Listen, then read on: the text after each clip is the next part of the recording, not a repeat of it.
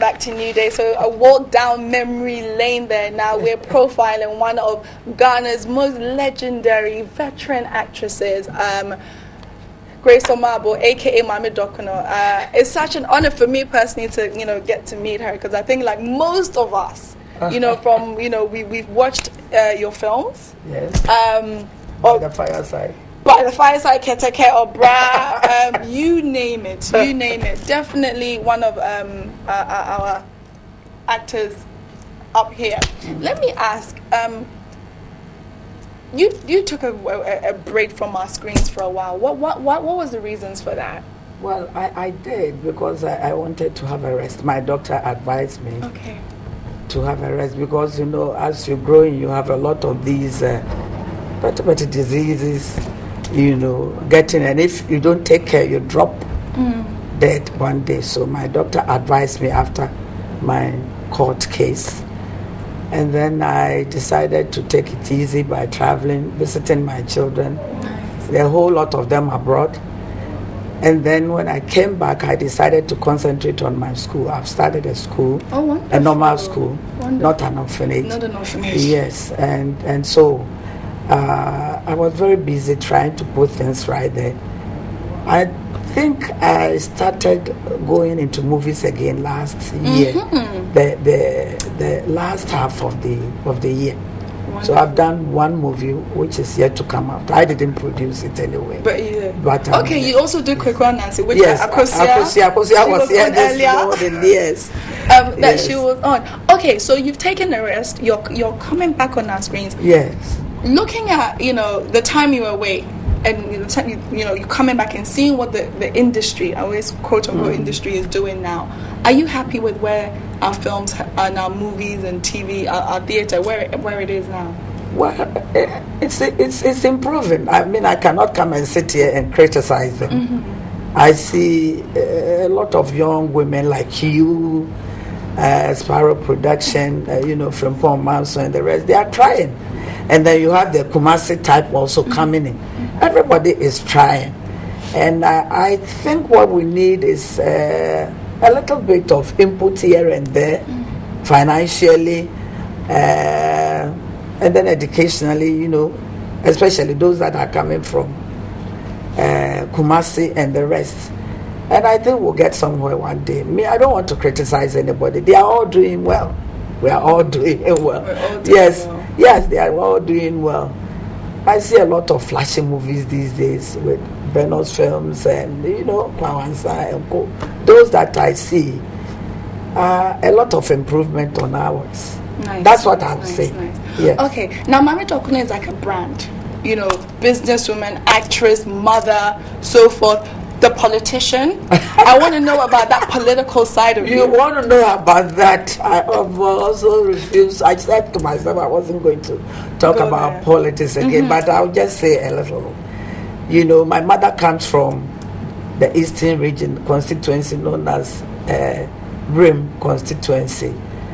And about 15 years ago, when I went there, I saw that it was one of the deprived constituencies in Ghana, and I was then at my peak. I was doing by the fireside on Metro. I was the Odoni Asumdwe, and I was doing well. And I thought that people were actually listening to me. You had the platform. I had a platform, so I said to myself, why don't I, run for an MP over there and see what I can do for my people. In fact, during that time that I contested, that was 2010? Yes. I was able to do a lot, improve a lot of their lives. I was doing a lot for the hospitals, for orphans, for this and that and that.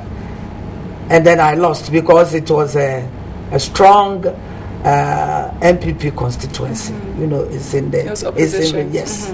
And I stood on the ticket of NDC.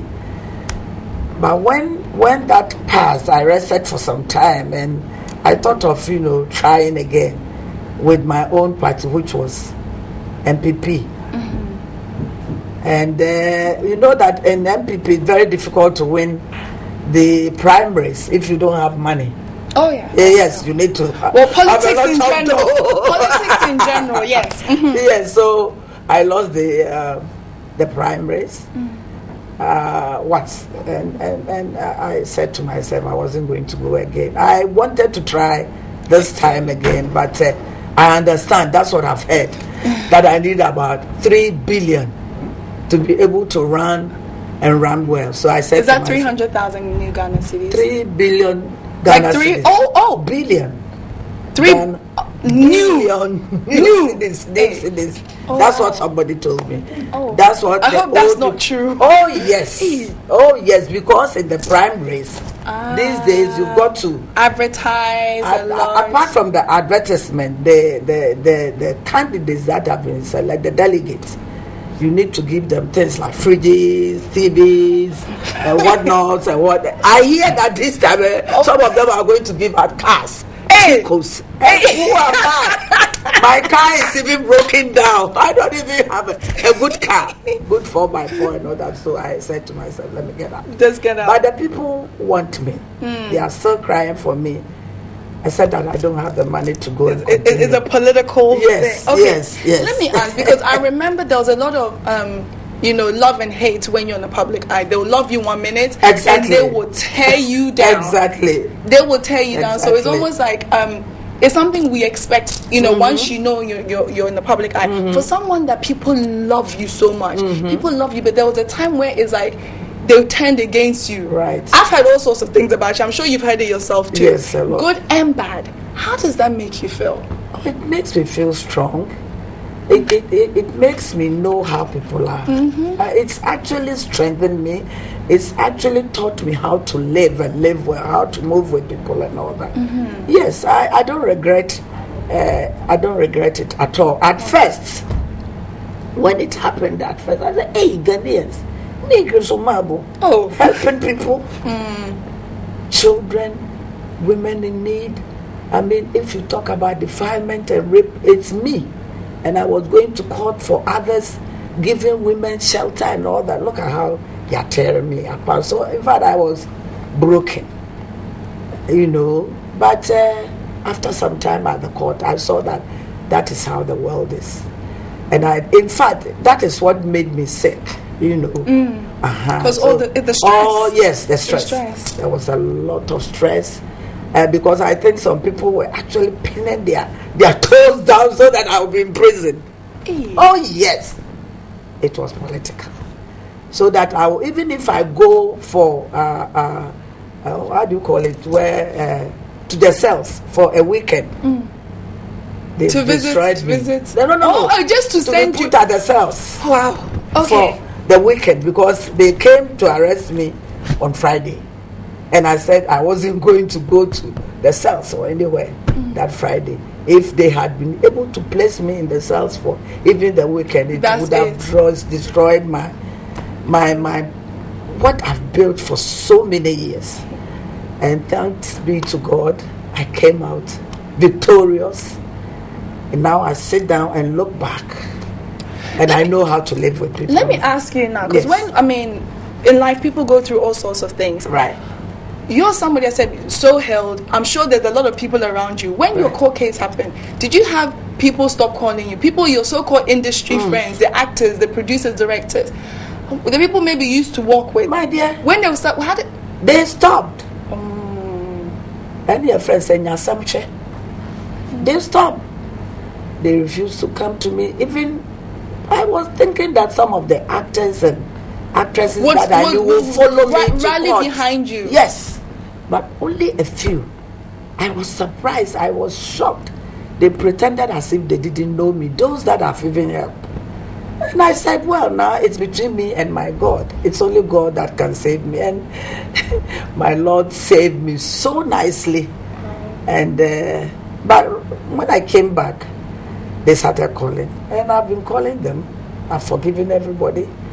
And I hope to get back fully into the industry again. I want to work with you. Please, I want to work with her. I want her to play my mother or my sister. Yes, Please, I'm ready now. Tell all your producers that I'm ready. Your producers that I'm ready. I think there's a notion too that you are choosing not to act anymore. Oh no. I decided to take some years off because really I don't want to drop dead.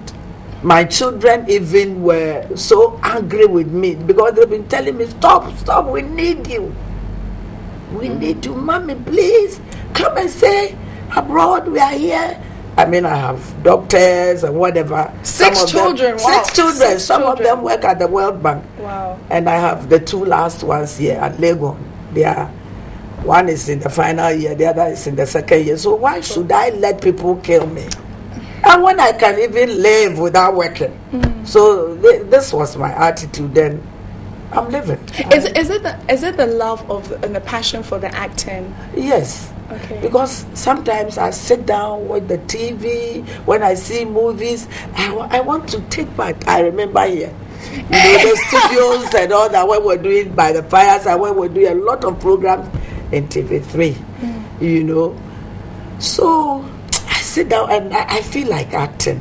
I want to come back into the industry. Of course, I cannot do the active parts again. And I can be a mother or grandmother. No, the thing about you is there's a couple of things about you. You were known and you still know for your voice. Your voice is very distinctive. Yes. When you hear Maame Dokono's voice, you know. Exactly. If you're even in another room, you know she's on TV. Right. And you always play tough, hard, tough. And you're ding.